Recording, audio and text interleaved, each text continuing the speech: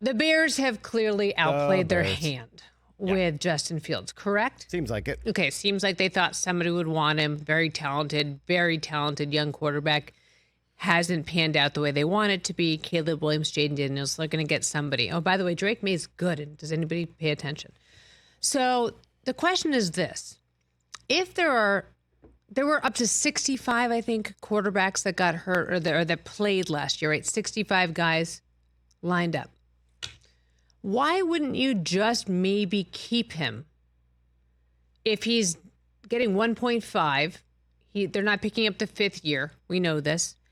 What about just holding onto him in case your quarterback you're taking some reason isn't ready or gets hurt or has an Aaron Rodgers and suddenly he's out for the year? Who's there that's better? And if you want to set yourself up to win, why not keep him just in case? How is keeping him setting yourself up to win? What if their drafted quarterback isn't ready or gets hurt? Wouldn't you want to have the very best quarterback out there that's available? Oh, what if it's a guy in your team? Who else are they going to get that's going to back up that would be better than him? Yeah, but you don't want to think worst case scenario. I always think worst case scenario. I'm a mom of three. I know, but you're not an NFL general manager. I know that. Which is too bad. That'd be interesting. That'd be a good show, by the way. Pitch a show. Oh, what is it? You inherit the team, and you have to take over as GM knowing nothing about football. Kind of like a reverse Ted Lasso. Do we see this as a scripted show or an unscripted show? Scripted. Roku, if you're watching, we're back. We're not going to give you a real team, so scripted. Isn't this essentially the premise of Major League? Well, they were trying to lose. They were trying to lose because wasn't it a divorce thing? Coming in ownership was trying to run the team who didn't know. I think you don't even want it in the building. You don't even want the option. You're worried about poisoning the well, right? You've already made a decision that you're going to take a guy, number one, who's kind of been the guy anointed this for the last 2 years, and you like him, you think he's generational, you think he could be a Mahomes 2.0 or whatever. Let's just be all in that direction.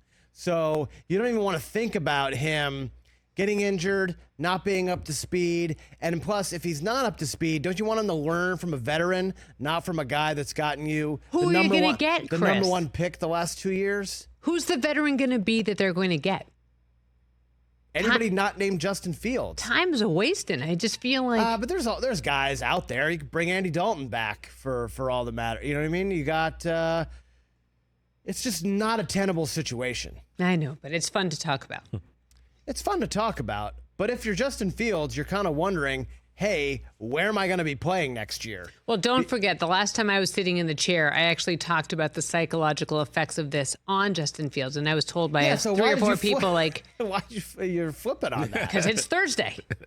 No, I still feel very strongly that what they're doing with him is the wrong approach for him as a person. Like, as a mom, I just think to myself, if this is my child, and I understand he's paid handsomely. I understand that he chose to be a football player, and this is a man's world. I don't want to hear from all the guys like, you don't get it because you're a woman. You don't get it. I get it. Believe me. It just felt like the Bears thought that they were going to get a lot more interest in Justin Fields than they've gotten. I'm sure they just assumed, hey, we'll just deal him for a late first, early second round pick before free agency starts, and then we can be all in on Caleb Williams, or maybe Jaden Daniels wows us and we take him and kind of shock everybody, and it never happened.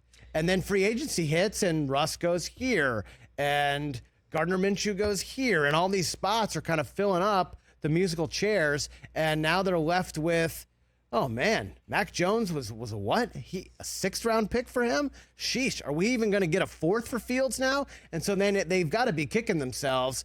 Whereas I think Ryan Poles has done a pretty good job as the Bears GM the last couple of years. And now it's, how do we get rid of this guy? So everyone has a short memory in the National Football League and in sports, period. Does his handling of this affect his future? Does that erase the years before this? Because it just seems to me like this has been played poorly. And Fields or the Bears front office? The Bears front office. It doesn't matter. It doesn't matter if Caleb Williams ends up being amazing and the Bears are kind of set up to maybe kind of do what the Texans did this year and make the playoffs and maybe win a playoff game. And if that happens, no one's going to remember what they got for Justin Fields, whether it's a third or fourth or fifth round pick. No one's going to really care or remember. So as long as they get it right and Caleb Williams hits and is successful and has a really great rookie season, TJ, I think none of it's going to matter in their handling of Justin Fields, in my opinion. Catch the Rich Eisen Show every single day on the Roku channel, 12 to 3 Eastern, for free.